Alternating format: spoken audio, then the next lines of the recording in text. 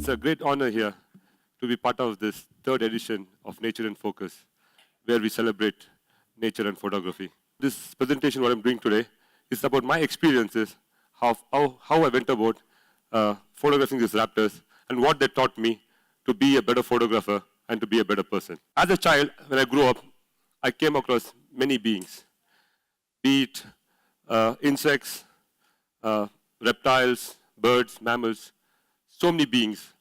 I fell in love with everyone. But the one thing that stole my heart or stole my soul was the birds.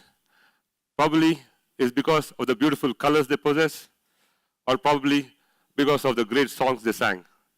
I was totally in love with them, and that bond has continued to grow stronger. This being birds. Then the other part was photography. In fact, the first time I touched a big lens, a 200, 400 mm lens, I remember, was because of Kalyan. I met him at a camp about 10, 11 years back, where he showed me his huge lens. I said, wow, I can use this thing to capture these beautiful birds and observe them at my home, at my leisure. I loved the patterns the birds carried, the colors the birds carried. So I took up photography as a hobby initially.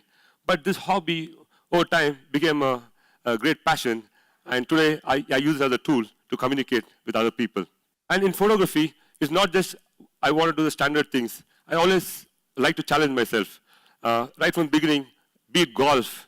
I quit golf for photography when I had a 9 handicap. Or be it snooker. I was a champ snooker player, but I just gave it up for photography.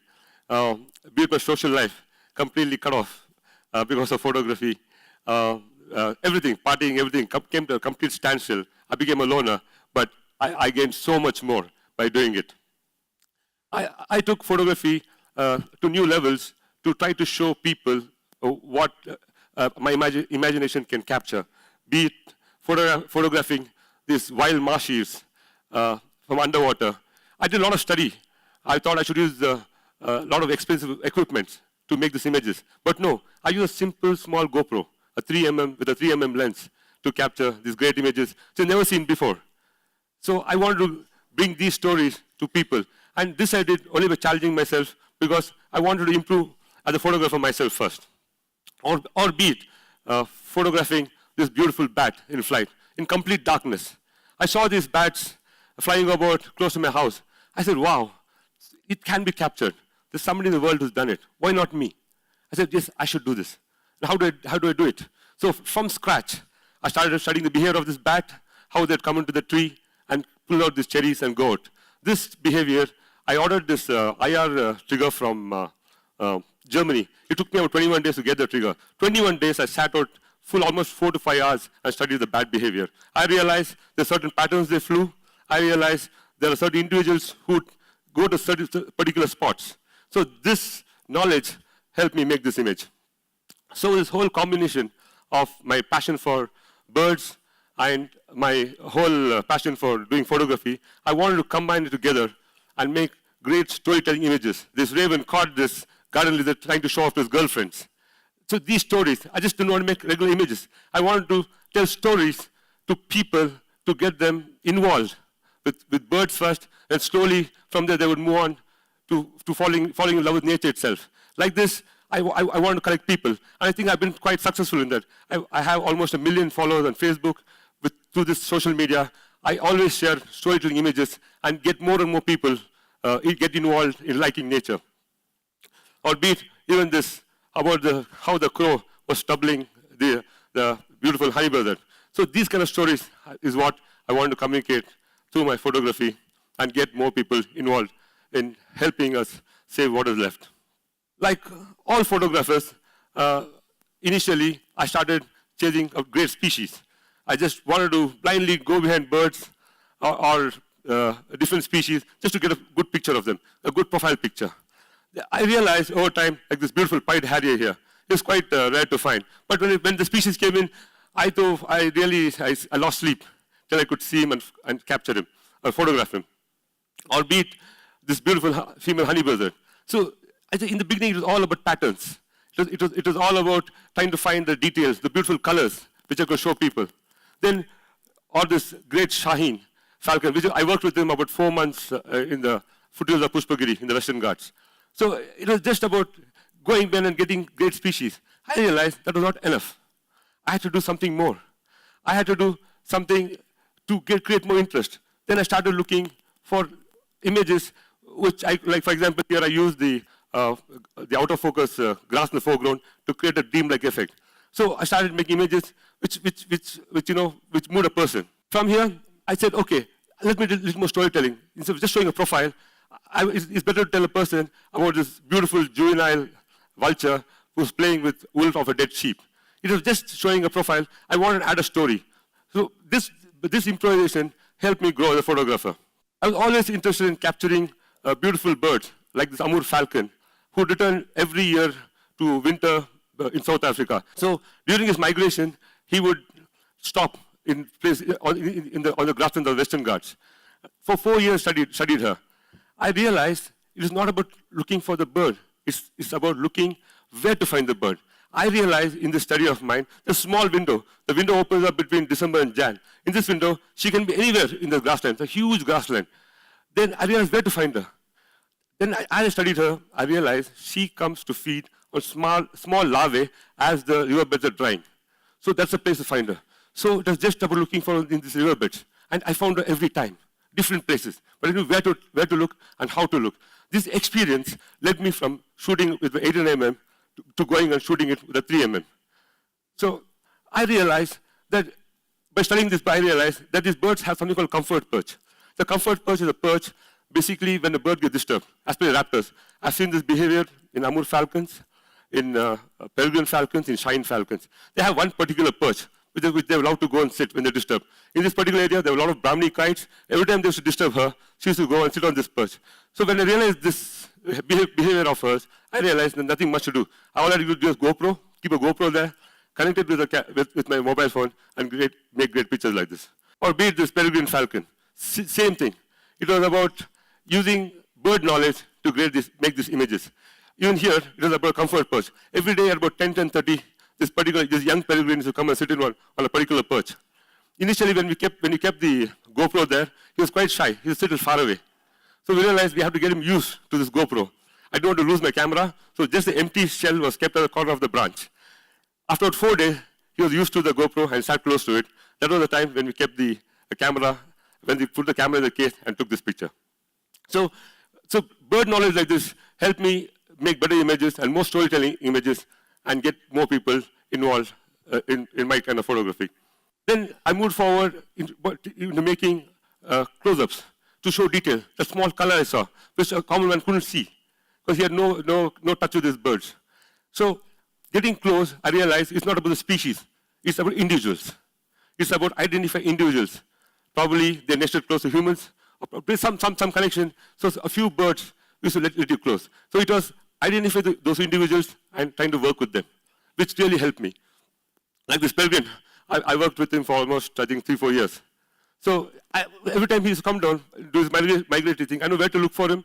I knew he's bold. So I do not waste time in trying to just blindly go around all over the place trying to find peregrines. I know where to find which individual to work with, and things were made easy. From simple portraits like this, I started adding character to my image. I started showing close-ups with a pose, like this beautiful Egyptian vulture. As it turned, I could capture a frame. It was just not a portrait. It was a portrait with some motion, with a bird actually looks quite bald. But when he moved like this, there was a nice image which could capture people's imagination. And moving forward, more detail, like this beautiful honey buzzard. She was basically trying to keep away all the crows and mynas who were trying to steal the rainflies she was feeding on. So such movements really defined a great happiness in me and made me realize there were great frames which I can share and tell a story with. Or be it this beautiful tawny eagle feeding on a rodent, the last bit of the tail, as it's swallowing, I'd call it the other tongue. It created a lot of interest. People ask me, tell me what is it? What happened in the story? So there was some story to tell. So this is what I always strive to capture and share. Or just a story of the nice skating membrane. This is what is it? Every common man. Because everybody here might know it. But in my office, there's so many people on social media who love to see these images and ask me the story. And I love to tell them the story about how the nice membrane helps the bird see translucently while feeding or while attacking or hunting. So these kind of stories is what I love to tell people. And also, you can make these images not just by finding individuals. You can also study bird behavior and do it. For example, this Indian spotted eagle. It's a behavior observed over time. Over 5-6 years, I've been working with this particular raptor. I realized in the evening before they go to roost, they sit on anthills or on poles, these places, and they yawn. They continuously yawn. I thought for the regurgitating food. No, they just yawn. So once I realized this, and also Indian spotted eagles are quite bold by nature. They allow you to get close. So once I got this habit, it was easy. All I had to do was get some individuals which I knew, get close to them, and wait. And they would yawn different ways, and I made a lot of images just by studying this behavior. So it is just not about just running behind birds. It's about studying them, and understanding them, and making images out of them. So this small knowledge will help you make great images that you can share and get more people involved. Then from here, I moved to the flights. Well, making birds in flight is a great challenge in itself. I remember when I upgraded from a 40D to a 1D Mark IV, I still went to the grasslands and tried to get birds in flight. I realized it's not easy. Just because of a good cricket bat, not that you can go and hit a 6. You had to practice. I had to pan. I realized the movement. There's so many things to factor making a flight image. So I went back home. For about 15 days, I made my son throw a tennis ball, and I tried to capture it. Because I did it continuously. Because that's the only way I could learn how to judge the movement or pan with the ball to capture. Once I did that, then I went back, and things were easy. Then it was all about anticipation, anticipating how to get the bird. Here in this moment, this is a beautiful pallid harrier. I realized he's been attacked by a Brahmini kite. He's going to take us sooner or later. So set up and waited. When the moment happened, I was more than happy to capture it. I love showing great patterns of these beautiful birds. Be it this beautiful shiny female. She was so powerful and bold. What a brilliant time I had with her. And the first day I saw her in the foothills of Pushpagiri, I knew I wanted to get a banking image of her. And when I did it, it's a feeling I cannot explain. It's like this, be it the overwing pattern or the underwing pattern. It is simple bird knowledge, bird study. People ask me, how do you make such images? Do you keep going there? Yes, I photograph for 6 months a year, non-stop. Between September and March, I'm every day in the field. This is the time I really, every morning, no matter what, I have to be in the grasslands photographing this bird. So over time, you get these opportunities, and by studying the bird, things get very easy. If you want to make great flight images, not necessarily you have to just go and try to find birds here and then try to capture them in flight.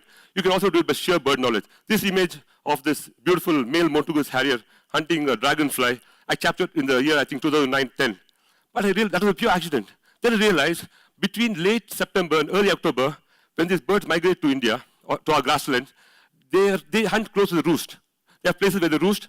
These birds don't live there. Only after some time, they establish territory and move away. But during this time, even the dragonflies come in. Huge amount of dragonflies also come into the grasslands. And there's a huge hunting mayhem going on. So every year, I try to find that window of the 10-15 days where this huge hunting exercise takes place in the grassland. Once that is achieved, either I sat on a tree or just use my SUV sit on top, and then it was just easy making images of my choice. I just went bang, bang. There's no great science about it. These things happen, all the birds in front of you, you just have to use the imagination and capture them the way you want it. And it is just not about capturing birds in flight. I always like to tell a story about how the whole thing happens. Like, for example, this huge tawny eagle chasing those miners. It's not about the tawny eagle really chasing the miners. Even the miners loved it. The miners would never fly too far away from the bird. They would go sit about 10 feet away. Then the tawny again would chase them. They would not fly too far away. They again go another 10 feet and sit. So I'm blessed to watch these games. And these games lead to great hunts. And every hunt also starts with a game. It's a small story of how the hunting game is played. You can see this beautiful juvenile tawny eagle. He's playing with a small piece of grass. So these are the tools. These are the tools how the young birds use, and they develop their hunting skills. Because without hunting, they cannot survive. And tawnies especially use this tool not only in hunt, even to steal. Most of the time, I'm actually sitting next to a tawny and waiting. What's happening in the grassland? Because something happens there, our man is ready to pounce on it to rob that kill. And I'm there with him to photograph that whole incident. So tawny eagles use this. Actually, they start the whole game by tossing the small toy what they have, be it a small blade of grass or be it a nylon wire. It's some toy. They start tossing it up and inviting other kids to come and join the game. So sometimes they use even slippers. They just find a whole lot of things to play. And then the other kids in the classroom watching this whole thing happen, they get excited. You see like this beautiful pair of juvenile black kites. And then the whole thing takes a new dimension. The whole game is taken up to the air. And in the air, it's a great thing to be. I feel truly blessed when I see such moments of these games being taken up to the air and played in the air. So these are the moments I live for. These are stories which I want to capture and share with the world. And this is all about play, and this is all about what's really, it's all about fun and games. Then it gets real. It gets totally real. Then, because they have to hunt. Then this is what I witnessed. One hunt in 4 months, just one hunt we could witness was about the female Shaheen taking down this pigeon. It's actually not a kill. She's actually ripping open the feathers before she could take it to the nest, which was the other side of the cliff. But she showed me how powerful she can be. She always hunted the bigger prey. The male was hunting small birds like beetles and things like that. She used to probably go to the closest town, I think that was Madikeri, and she would hunt these pigeons and come back for a chick. So great wildlife stories like this I made me even develop as a person, because I realized even the birds, they just don't dive on the prey and hunt. Every hunt is so difficult because it could be the last dive. Because if they hurt themselves, they're no more. So it's so calculated these birds are. By spending time with these birds, I came across great such stories to share to people. Like this beautiful shorter snake eagle killing a buff-type keelback snake, which is 100 in the water. It took it up, but it lost grip of the snake. As it lost grip, the snake got free, and then still tried to bite back. Checkered keelbacks are known for their fierce nature, and this particular snake put up a great fight. But in the end, he lost, and the bird had a great meal, and I had a great set of photographs to share with the world. It's not just these big hunts, even the small ones, like this tawny eagle eating with a rainfly. It was all about just the knowledge of the grasslands too. I always find these sources where this rainfly would appear and go and park myself there. And the crows are enjoying them. The tawny eagle came in, stole the show. The sheer size. These are great moments which you can capture just by sheer knowledge of the habitat you shoot in, of this beautiful white-haired juveniles. Just after monsoons, if you go to the grasslands, you'll see these juveniles congregate and hunt small insects. So this knowledge, again, I use to capture frames of my imagination. It is just being there, repeatedly going back there, trying to get that magic frame you want to get, which you can tell a story and share with the world. And I work with individuals which I've seen from their small chicks, which have grown in front of me. And those individuals I recognize, they let me close. And this whole relationship of getting close to the bird has helped me capture frames of my imagination and share with the world to tell a story. Thank you, guys. It was a great honor for me to be standing here. And I thank Nature inFocus for giving me this honor to present my work in front of you.